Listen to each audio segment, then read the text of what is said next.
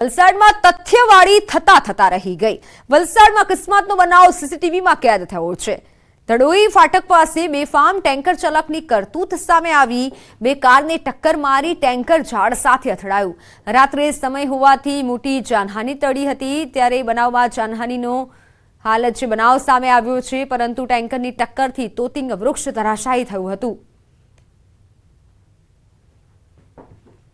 તો હાલ અન્ય સમાચાર પર નજર કરીએ। સુરતમાં ગોડાદરા બીઆરટીએસમાં તોડફોડ પ્રકરણમાં ખુલાસો થયો છે। બસના કાચ એસએમસીના ડ્રાઈવર કંડક્ટરે તોડ્યા હતા। ટ્રાન્સપોર્ટર્સની હડતાલમાં આડકતરી રીતે સહયોગ આપી હડતાલના બહાને કામ ન કરવું પડે તે માટે ષડયંત્ર રચાયું હતું। બાઇક ઉપર આવેલા શખ્સોએ બસના કાચ તોડી ફરાર થઈ ગયા હોવાનો ઢોંગ કરી કામ ન કરવું પડે તે માટે આ પ્લાન કર્યો હતો। આ સમગ્ર મામલે ફરિયાદ કરનાર ડ્રાઈવર સહિત 4 લોકોની પોલીસે ધરપકડ કરી છે। એ લોકોએ એવું પ્લાન કર્યું કે પથ્થર જો મારવામાં આવે તો આગળ જઈને બસ પણ ઊભી રાખી દઈએ અને આપણે હડતાલમાં પણ હિસ્સો ગણાય અને સાથે સાથે જે બીઆરટીએસ અને જે સિટી બસનું તંત્ર છે એના સાથે પણ આપણે હકારાત્મક રીતના જોડાયેલા રહીએ કે અમે આ હડતાલનો ભાગ નથી, પરંતુ આ તો પથ્થર માર્યો એટલે અમારે બસ ઊભી રાખી દેવી પડી। બનાસકાંઠામાં તાલિબાની સજાનો એક વિડીયો વાયરલ થયો છે। પ્રેમિકાને મળવા જતા ટોળાએ યુવકને સજા આપી। ઝાડ સાથે બાંધી યુવકને ટાલ કરી સરહદી વિસ્તારનો વિડીયો હોવાનું હાલ ચર્ચાઈ રહ્યું છે। વિડીયો અંગે ન્યૂઝ સિટીન ગુજરાતી નથી કરતું પુષ્ટિ।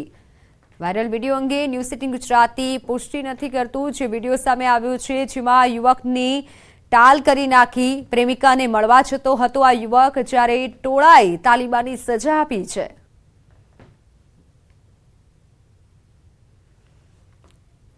આણંદ ચારુસેટ યુનિવર્સિટીનો 13મો પદવીદાન સમારોહ યોજાયો। આ કાર્યક્રમમાં કેન્દ્રીય મંત્રી ધર્મેન્દ્ર પ્રધાન પણ ઉપસ્થિત રહ્યા હતા।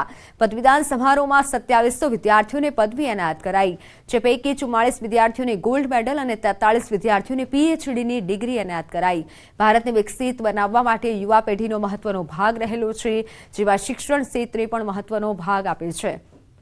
કેન્દ્રીય મંત્રી ધર્મેન્દ્ર પ્રધાનના મતે યુવા ધન પોતાની કુશળતા અને કૌશલ્યના આધારે વિકાસમાં નોંધપાત્ર ફાળો આપે છે। देश में राष्ट्रीय शिक्षा नीति एनईपी 2020 इम्प्लीमेंटेशन किया जा रहा है। Research and development, innovation, entrepreneurship, skill development, भारतीय भाषा आधारित शिक्षा, multi disciplinary, new credit architecture, ये सब नए इनिशिएटिव्स के कारण देश में हायर एजुकेशन की एनरोलमेंट जो आज 28% तक पहुंच चुकी है, आने वाले 2030 तक ये 50% हो, इसकी प्राथमिकता मोदी सरकार की है। અમદાવાદના ઉગણજમાં યુવા મહોત્સવનું આયોજન કરવામાં આવ્યું છે। હરિપ્રબોધ યુવા મહોત્સવનું વિશાળ આયોજન કરવામાં આવ્યું। યુવા મહોત્સવના કાર્યક્રમમાં એક સાથે 2 લાખ યુવાનો મહોત્સવમાં હાજર રહેશે।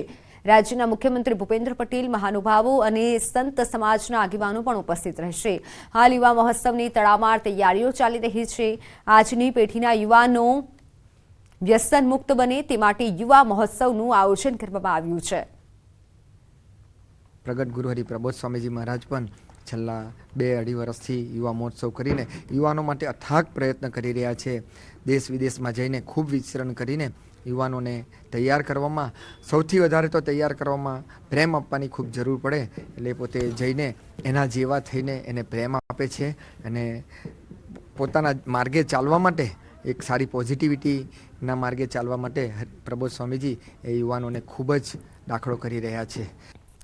ઉત્તરી અરબ સાગરમાં MV લીલા નોર્ફોકના અપહરણની કોશિશને ભારતીય નૌસેનાએ તાત્કાલિક કાર્યવાહી કરી નિષ્ફળ કરી દીધી હતી। જહાજ પર સવાર તમામ 21 ચાલક દળના સભ્યોને સુરક્ષિત કાઢી લેવામાં આવ્યા છે અને તેમાંથી 15 ભારતીય છે। નૌસેનાના માક્રોસ કમાન્ડોના જણાવ્યા પ્રમાણે જહાજ પર અપહરણ કરનારા હાજર નહોતા। ભારતીય નૌસેનાના જહાજ INS Chennai cargo ship MV લીલા નોર્ફોકની નજીક છે અને તેના વીજળી ઉત્પાદન અને નેવિગેશન સિસ્ટમને ચાલુ કરી આગળના પોર્ટ સુધી પોતાની યાત્રા શરૂ કરવામાં મદદ આપવામાં આવી રહી છે. તો અગાઉ અપહરણ કરાયેલ જહાજ એમવી લીલા નોર્ફોક પર નૌસેનાના માર્કોસ કમાન્ડોનું ઓપરેશન શરૂ કર્યું. નૌસેનાના કમાન્ડો અપહરણ થયેલા શિપ પર ચડી ગયા અને જહાજની શોધખોળ કરી. નૌસેનાના વોરશિપ અને INS ચેન્નઈએ પોતાની એન્ટી પાયરેસ ગશ્તથી હટી અને અપહરણ થયેલા જહાજ એમવી લીલા નોર્ફોકને રોકી લીધું. ભારતીય નૌકાદળે અગાઉ અપહરણકર્તાઓને અપહરણ કરાયેલા જહાજને છોડી દેવાની ચેતવણી આપી હતી. ભારતીય નૌકાદળના યુદ્ધ જહાજે માલવાહક જહાજ એમવી લીલા નોર્ફોકની નજીક પહોંચતાની સાથે જ લૂંટારુઓને એલર્ટ જાહેર કર્યું હતું અને જેથી ગઈકાલે મોડી સાંજે સોમાલિયાના દરિયાકાંઠા નજીકથી અપહરણ કરવામાં આવ્યું હતું.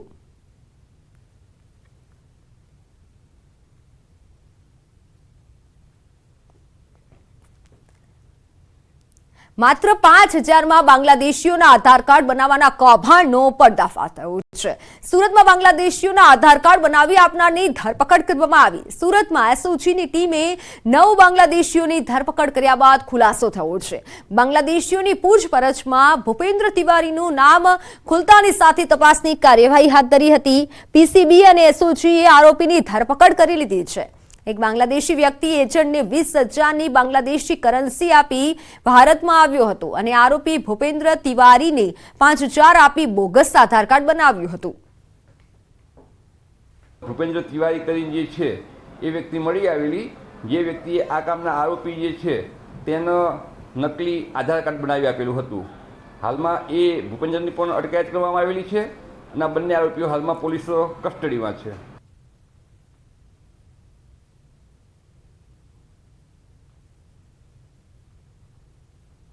બાંગ્લાદેશીઓની હાલ પૂછપરછમાં મોટો ખુલાસો થયો છે. 5,000માં બાંગ્લાદેશીઓના આધાર કાર્ડ બનાવાતા હતા. આધાર કાર્ડ બનાવી આપવાના કૌભાંડનો આ ખુલાસો સામે આવ્યો છે. સુરેન્દ્રનગરના વઢવાણના પ્રખ્યાત રાયતા મરચાંનો સ્વાદ વિદેશોમાં રહેતા લોક માણી રહ્યા છે. વર્તમાન મહિલા અને ગૃહ ઉદ્યોગમાં બનાવતા રાયતા મરચાંનો સ્વાદ લોકોના દાઢે વળગ્યો છે. 50થી વધારે મહિલાઓ અહીં ખાસ પ્રકારના રાયતા મરચાં બનાવી રોજગારી પણ મેળવે છે. ન માત્ર વઢવાણ કે સુરેન્દ્રનગર પરંતુ દેશ અને વિદેશમાંથી આ મરચાં લોકો મંગાવી રહ્યા છે. શિયાળામાં બનતા રાયતા મરચાંની કિંમત આમ તો 1 કિલોના 200 રૂપિયા જેટલી છે, પરંતુ અમેરિકા, દુબઈ, કેનેડા સહિતના દેશોમાં વસતા ગુજરાતીઓ 1,000 રૂપિયા જેટલો કુરિયર ચાર્જ ચૂકવીને પણ આ રાયતા મરચાં મંગાવતા હોય છે. દરરોજ અહીં મહિલાઓ 250થી 300 કિલો મરચાંનું ઉત્પાદન કરે છે. આ મરચાંની વિશેષતા એ છે કે આ રાયતા મરચાંને લાંબા સમય સુધી રાખી શકાય છે અને તેના સ્વાદમાં સહેજ પણ બદલાવ નથી આવતો. છેલ્લા 40 વર્ષથી વર્ધમાન મહિલા ગૃહ ઉદ્યોગ આવા અનેક રોજગારલક્ષી કાર્યો કરી મહિલાઓને આત્મનિર્ભર થવા પ્રોત્સાહન આપે છે. આખું વર્ષ આ મરચાંને સ્ટોર કરી શકાય. આખા વર્ષ સુધી એને કંઈ જ થતું નથી, કેમ કે એમાં પ્રિઝર્વેટિવ તરીકે મીઠું અને હળદર ભરીને આખી રાત રાખી મૂકી છે. બીજે દિવસે સવારે એને તડકામાં સૂકવીને કોરા પાડીને પછી એનામાં પ્રોસેસ કરી એને બનાવવામાં આવે છે. અલગ અલગ શહેરમાં, અલગ અલગ વિસ્તારમાં, અમેરિકા, દુબઈ, રાજકોટ, વઢવાણ એવા અલગ અલગ રીતે મરચાં અમે અહીંથી કુરિયર તરીકે મોકલી છીએ. જેનું દુનિયામાં એક નામ છે કે વઢવાણી રાયતા મરચાં. એ રાયતા મરચાંનો અત્યારે અમારે ફૂલ સિઝન ચાલે છે અને હવે તો ફોરેન અને આપણા દેશના બધા શહેરોમાં આ મરચાં છે એ જાય છે. સમાચારોમાં હાલ સમય થયો છે વિરામનો.